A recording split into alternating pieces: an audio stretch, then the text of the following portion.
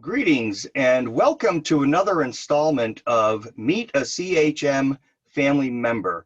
My name is Corey McDonald. I am the Engagement Director for the Carotid Arena Research Foundation, and this is going to be a fun interview, our first international interview with a CHM family member. So I'd like to welcome Sebastien Joachim to the interview. Sebastien, welcome. Hi, and thank you very much. Hi to everybody. Hi, Corey. Thank you for agreeing to do this. I'm looking forward to this. You're welcome. You're welcome. It's a pleasure. So given your accent, obviously you are from France. Obviously. I have a very French accent, but I'm gonna make in order to everybody can understand me. Yeah, but your English is, I've met some people in the United States that have, Southern accents or Boston accents, that kind of thing, and they're tougher to understand than you are. So you are doing quite well. Thank you very much. I'm trying to be clear with my girlfriend, and I guess I have a good training to be clear with you all as well. Awesome. So as I said, you are from France. What do you do for a living? I don't have a formal job. I have been looking for a job during a while, but it's true that in France or in Europe, to look for a job when you are visually impaired is quite complicated. It's very complicated to be hired by a company because they have to prepare the post for you, and in order to can be adapted to your handicap. So it's easier for them to put by your side your curriculum and hire somebody else. And it has been something I've been concentrated to, and I had to give it up about a formal job. So right now what I'm doing is that I'm leading a little association that is helping visual impaired people. I am as well with this association trying to find money for research against blindness. And at the same time, I'm a writer. I just wrote a book about Carotid Arena, and I am trying to sell it, communicate about it, and trying to pass positive messages to make understand to people that getting blind is not making that your life is over. Excellent. And we'll get a little more into the book and other things a little later. Yes. And I can understand about the job search. I don't know what the statistics are in France, but I do know that in the United States, the unemployment rate for people who are visually impaired is extremely high. It's very tough to find a job when you walk in with a cane and 70%, I think so. 70%, I think so. Wow, that is amazing. Yeah. So, well, and this actually kind of segues into this. Now, how has, outside of a job, how has CHM personally affected you? To say the truth, has been affecting absolutely everything. Has been affecting my psychological side, my personality, because I had a lot of lack of confidence growing up with this sickness that was making that I was feeling like I was less than others. And this less of trust in myself made that has been very hard for me to develop a relationship with a woman. It has been very, very late that I have enough confidence to be comfortable and to grow up in a relationship, for example. Has as well a lot of impact on my professional life, as I said already, had impact on my studies, and that I made my studies by the distance to be able to achieve them. Anyway, I couldn't go to the bottom of these studies because I had problems because indirectly of my handicap. And a part of social, professional, psychological is like everything has been formatted. If I use the right term, everything has been built and shaped in the background because of this sickness. Yes, I understand that. Now, do you use any types of adaptive technologies, from something simple like a cane, or do you use any type of adaptive software to help you with your day-to-day living? Actually, I am using a cane. It's 5 years now that I'm using a cane. I didn't want to, but I was starting to have a lot of accident, like falling in the steps. And one moment my girlfriend say, "Hey, stop! You have to do something for your own security. You have to take course and take a cane." And I listened to my girlfriend. I listened to her, and I did it. I did it, and it was at the same moment that I have been interviewed for a show in France, in a quite big channel, and that made that I had to assume this cane and my handicap in front of everybody, in front of millions of people in reality, and that made that I could assume it maybe faster than other people. So from the moment I started, this cane stayed just next to me all the time. Now every day in my everyday life, I have this cane. A part of these objects, the only thing that I have to adapt by the moment is to grow up the characters on the computer, because I cannot write with my hands anymore. I'm using the computer, and I'm making the letters bigger to be able to read and to use my computer. And the other things I could speak about is about the screens. I cannot stand the screen with this kind of new lights that are very, very powerful, blue and white. So I'm obliged to use a very, very old screen to be able to manage with my computer. Yeah, I've had to do that myself here and Yeah, of there. course, of course. Now, so you have some very interesting hobbies and interests and activities. So let's dive into those for a little while. As you Okay. said, you are an author, and you are Yes. also quite active physically. I Yes. recall seeing some of your post-advertising fundraising campaigns that you're doing for runs and swims and things like that. And you also are, and you're probably one of the very few CHMers in the world that there's myself and you, and there's a couple of others that I know of who are into a style of martial arts of one Yes. type or another. So, well, Yes. let's touch on the book first, and then we'll work into the other stuff. Of So course. tell us a little more about the book. So I have been writing a book. It's about everything is about my life connected with CHM. It's a biography. At the beginning, I didn't feel like I was able to make it, but the mother of a friend of mine saw me during this show I was speaking about a few minutes ago, and she said to me, "You have things to say. You have interesting things to say.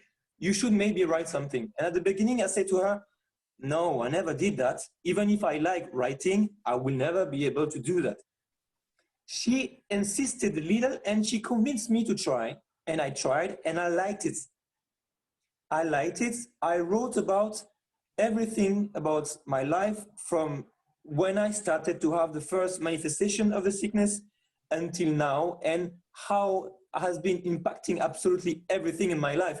There is funny moment, obviously, because everything is not to take as a drama, because if you take everything as a drama, you cannot enjoy the rest of your life. It's very important to change the way you see life, and to be able to enjoy the rest of your life. If everything is focused about on your sickness, on your blindness, you will never be happy in life. It's very important to put the things apart and to be able to enjoy what can be enjoyable in everyday life. So this book is about how I grew up with this sickness, and how at the end I found a way of resilience. Means receive the sickness, but at the same time be able to resist to the pain the sickness is bringing, to be able to enjoy life like anybody else. Awesome. That is such a great message, that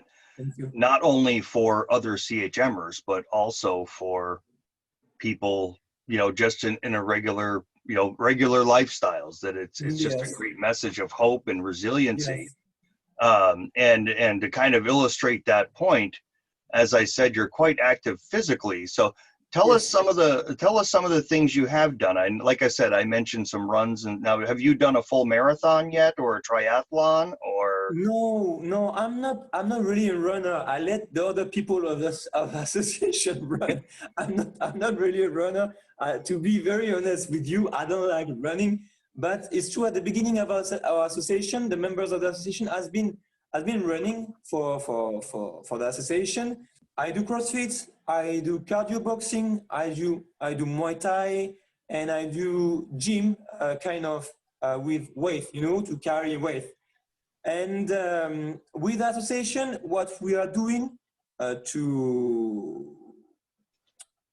to to make us know, and to people can know what we do for others, is to do manifestations, like expositions of people who are visually impaired, but who are courageous, and they are able to manage with life, to have a job, to have an association, to have a family life, to travel all over the world alone.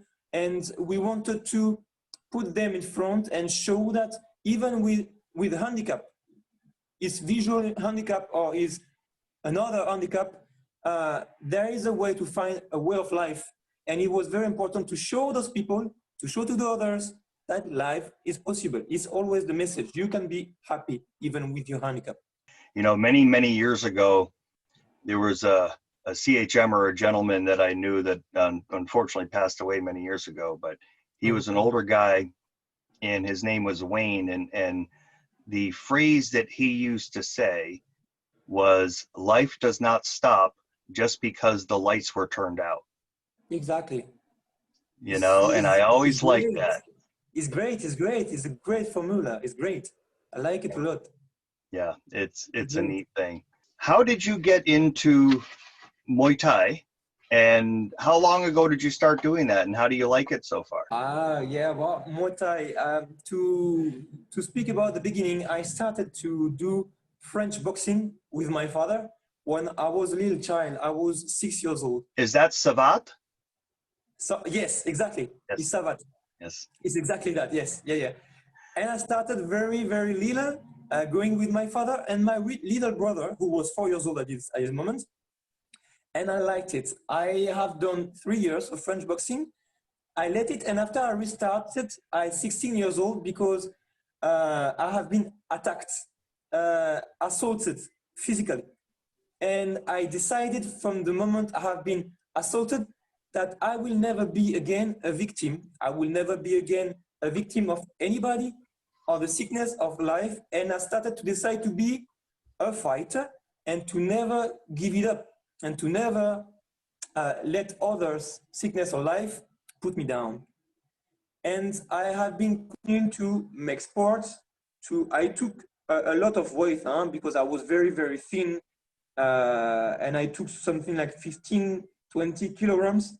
And I have done a lot of kind of boxing: English boxing, full contact, French boxing, Savat, and Muay Thai. And the Muay Thai, I restarted to do Muay Thai a few months ago, because my girlfriend said to me, "Hey, look, for your birthday, maybe I could pay you a private course.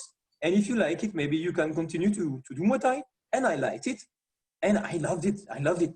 Really, I loved it. That is so awesome. Yeah, my background is actually more in Korean martial arts. I have my belts in Taekwondo and Yes. Hapkido, and also studied a little bit of Kenpo and a little bit of Jiu-Jitsu as well. So I'm kind of like you, I started when I Very was young. 12, when in Yeah, martial very arts. young. Yeah.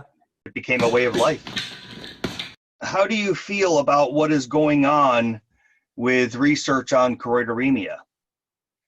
Is very, very important to me. And I think it should be very important for other people with visual handicap, because it's not only choroideremia, but uh, other kind of retinosis pigmentosa, who has as well therapies of genotherapies. And I personally heard about those research, those results a few years ago, and it changed as well the way to see my life and life of other people, because it's bringing hope. And when you are living with the hope in front of you, knowing that maybe something will be possible, it changes absolutely everything. Because you can start to be positive and to change your philosophy of life as well. Something is possible. It's so important. Hope is a very powerful thing. I Yeah. remember, gosh, I remember when we started the Carotid Arena Research Foundation in 2000, and there was nothing really going on. And I would receive the phone call from someone who was just diagnosed, or the mother of a child, and I couldn't offer much hope back then because there wasn't anything happening. We had just started, and now I look back 20 years later, and I receive that phone call now, and I can offer that hope. That's that great. It is just a matter of time now. Yes, that's great. That's great. It's a Can I powerful add feeling. something? Can I add something to this Go right ahead. response? This is your interview. Okay, just I wanted to add something about the fact that this is great to have this hope. And I knew a few years ago by my doctor, who was the Professor Christian Hamel. He was my doctor, and he told me that I met Dr. Hamel several years ago. He was a really wonderful man. Oh yeah, I really loved him a lot, and it was very sad to lose this man 3 years ago. Yeah. And he was at this moment following me, and he said to me, "Look, there is genotherapy, there is solution to stop or slow down the sickness, but you will not be able to receive it because your retinas are too thin, and the procedures to inject the solution needs to cut the retina, and because of that, I cannot have the benefits of this solution." So even if it was not that easy to receive the news, I still live with the hope that something is possible. And I think it's very, very important to speak up about this and to say, well, hope is very important. It's the most important thing. Yes, I agree. And the way research has gone, you know, and again, I've been involved with the CRF since the beginning, and looking back over the last 20 years, it has advanced so far in just 20 years, which is, you know, in the world of research, that is as fast as the blink of an eye, as they say. Yeah, it's true. It's true. And really, you know, just knowing that these treatments are coming. I mean, replacement therapy is being developed right now to replace what we have lost. I never thought this would happen in my lifetime, let alone, you know, ever.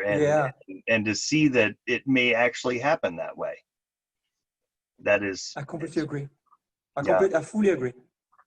What advice would you give other members of the CHM family, affected CHMers, moms of CHMers, spouses? What type of advice or final thoughts would you like to give to them? What would you like to, a final message to your family members? My final message to my family CHM members would be that is so important to have passions in life, and that is also very important to don't put those passions apart because of the sickness. It's very important to find a way to achieve yourself through those passions. If it's not a job, keep your passions. If you like to sing, sing. If you like to make sport, make sport. If you love your job and you can continue to have your job, continue through your job. If you want to have children and have the passion of your own children, do so, and just be happy with your passions, and don't give it up about the things you love and you like because you are getting blind and because you have this sickness. It's very important to keep your passions. That is a wonderful message. Thank you for that. You're And welcome. Sebastian, I really, really appreciate you coming on with me and having this conversation. I think people are going to Thank you. enjoy it. So thank you again for joining us. And we will be seeing you, I'm sure, in the support groups and commenting on each other's posts and having some fun in the future. So Thank again, you very, very much, Corey. thank you. You have Thank you yourself so a much. wonderful day. Thank you. You too. Ultimate edition, and those he plays never suspects. He doesn't play for the money he wins. He don't play for his